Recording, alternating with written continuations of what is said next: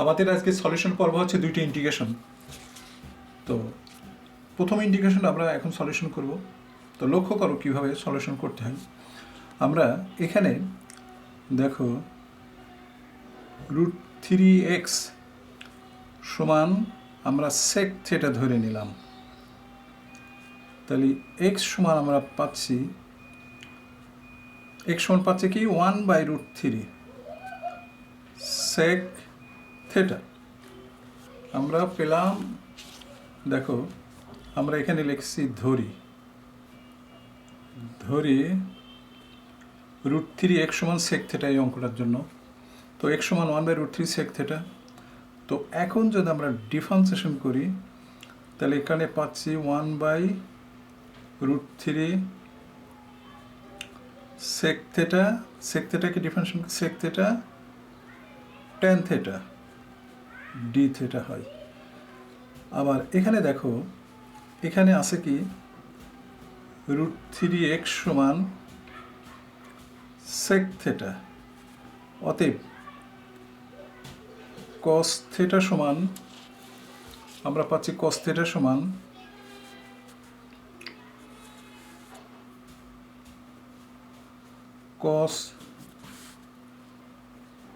Cos theta সমান পাচ্ছি 1/√3x এটা পাচ্ছি। এরপর আমরা চলে আসলাম প্রথম অঙ্কটা। দেখো এই মানগুলো কিন্তু আমাদের এখানে যে মানগুলো আমরা পাইছি এখানে বসিয়ে দেবো। √3x এর মান হচ্ছে সেক স্কোয়ার থিটা -1, আর এক্স এর পরিবর্তে আমরা পাচ্ছি, দেখো এক্স এর পরিবর্তে পাচ্ছি এই যে 1/√3 সেক থিটা, আর ডি থিটা ডিএক্স এর পরিবর্তে আমরা পাচ্ছি দেখো 1/√3 sec theta tan theta d theta. তো এখন এটা কেটে গেলে এখানে আছে ট্যান থিটা থাকছে,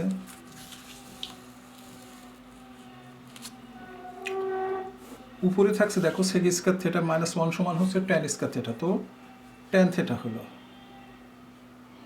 স্কয়ার থিটা না লিখে আমরা একবারে ট্যান থিটা লিখে ফেললাম। আর এখানে একটা ট্যান থিটা ডি থিটা।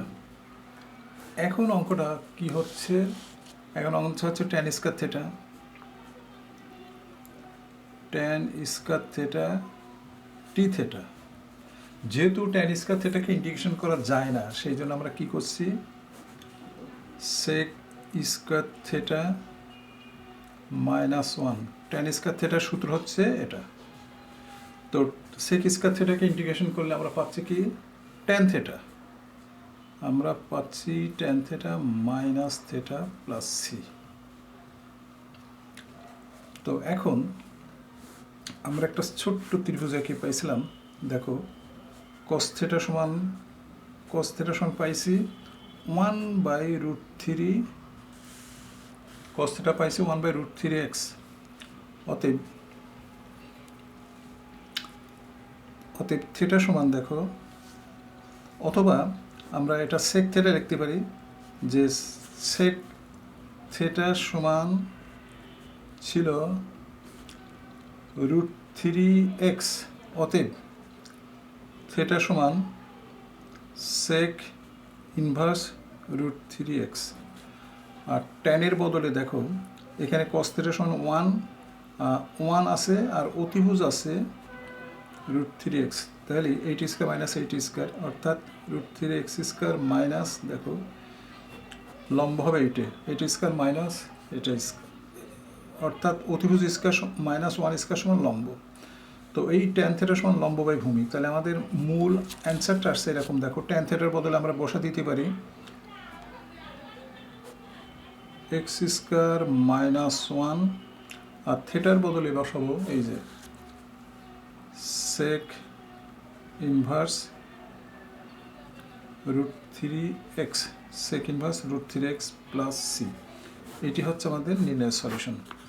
এরপর আমরা চলে আসলাম দ্বিতীয় অঙ্ক। দেখো দ্বিতীয় অঙ্কটা,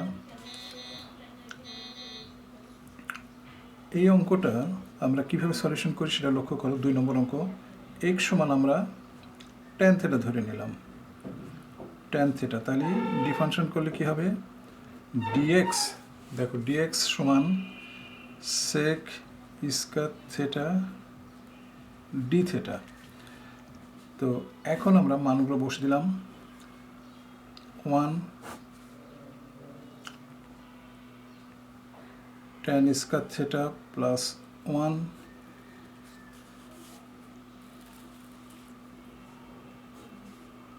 হোল স্কয়ার, আর এখানে আছে sec square theta d theta. নিচেরটা চলে আসলো, দেখো নিচেরটা চলে আসলো sec 4 থিটা। এটা হলো sec স্কয়ার থিটা স্কয়ার থাকার কারণে sec 4 থিটা। আর এখানে চলে আসলো sec square theta d theta. তো এটা কাটাকাটি করলে আমাদের চলে আসে কি, নিচে 1/cos স্কয়ার থিটা চলে আসে, 1/sec স্কয়ার থিটা, উপরে চলে আসলে cos square theta.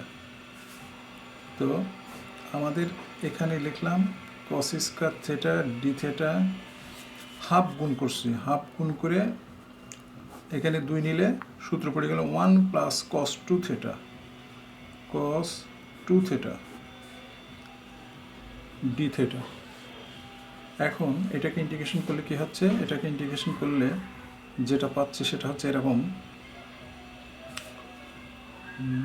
Theta plus 1/2 sine 2 theta plus C. এরপর আমরা এটাকে এইভাবে লিখব, থিটার বদলে আমরা লিখতে পারি, দেখো থিটার বদলে আমরা লিখতে পারি tan ইনভার্স এক্স, আর এখানে হাফ সাইন 2 থিটা আছে, 2 সাইন থিটা কস থিটা লেখা যায়, কাটাকাটি করলে cos theta into sine theta.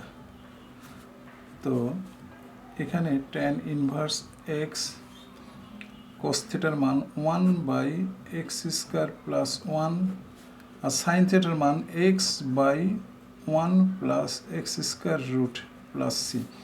তো ফাইনাল অ্যান্সার আসে এরকম, দেখো ফাইনাল অ্যান্সার আসে tan inverse x plus x/1 plus x square plus C. এটা হচ্ছে আমাদের মূল সলিউশন 2 নম্বর অঙ্কের।